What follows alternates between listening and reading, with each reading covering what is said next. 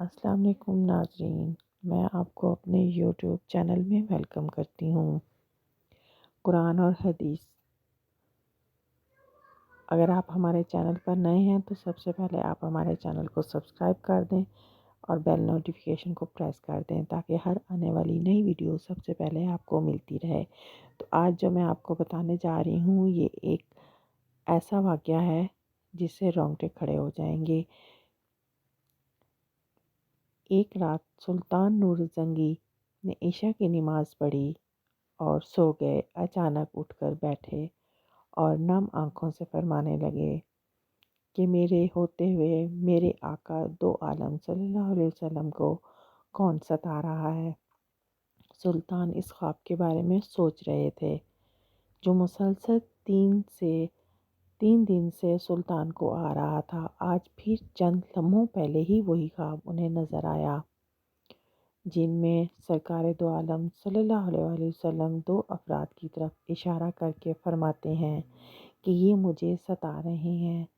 اب سلطان کو قرار کہاں تھا۔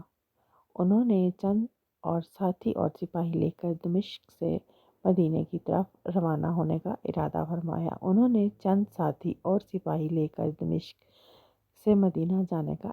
فرمایا۔ اس وقت دمشق سے مدینے کی طرف کا سفر 20 سے 25 دن کا تھا، مگر سلطان نے بغیر آرام کیے یہ سفر 16 دن میں طے کیا۔ مدینہ پہنچ کر آپ نے مدینے آنے اور جانے کے تمام راستے بند کروا دیے اور تمام خاص و عام کو اپنے ساتھ کھانے پر بلایا۔ اب لوگ آ رہے تھے، لوگ جا رہے تھے۔ آپ ہر چہرے کو دیکھتے رہے، تکتے رہے، مگر آپ کو وہ دو چہرے نظر نہ آئے۔ اب سلطان کو فکر لاحق ہوئی۔ آپ نے مدینے کے حاکم سے فرمایا کہ کیا کوئی ایسا ہے جو اس دعوت میں شریک نہ ہوا ہو؟ جواب ملا، مدینے میں رہنے والوں میں سے تو کوئی ایسا نہیں ہے، مگر دو مغربی زائر ہیں جو روضہ رسول صلی اللہ علیہ وسلم کے مکان کے قریب رہتے ہیں، تمام دن عبادت کرتے ہیں اور شام کو جنت البقیع میں مسلمانوں کو پانی پلاتے ہیں، تو جو عرصہ دراز سے مدینے میں مقیم ہیں۔ سلطان نے ان سے ملنے کی خواہش ظاہر کی۔ دونوں زائرین اپنے آپ کو بہت ہی عبادت گزار ظاہر کرتے تھے۔ ان کے گھر میں کچھ خاص نہ تھا،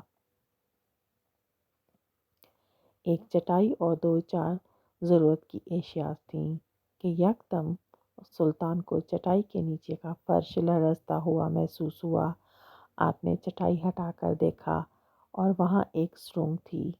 سلطان نے اپنے ایک سپاہی کو سرنگ میں اترنے کا حکم دیا۔ وہ سرنگ میں داخل ہوئے اور واپس آ کر سلطان کو بتایا کہ یہ سرنگ تو نبی پاک صلی اللہ علیہ وسلم کی قبر مبارک کی طرف جاتی ہے۔ یہ سن کر سلطان کے چہرے پر غیظ و غضب کی کیفیت طاری ہو گئی۔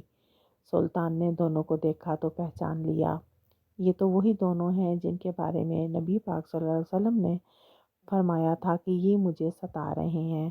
سلطان نے دونوں زائرین سے پوچھا کہ سچ بتاؤ، کون ہو تم؟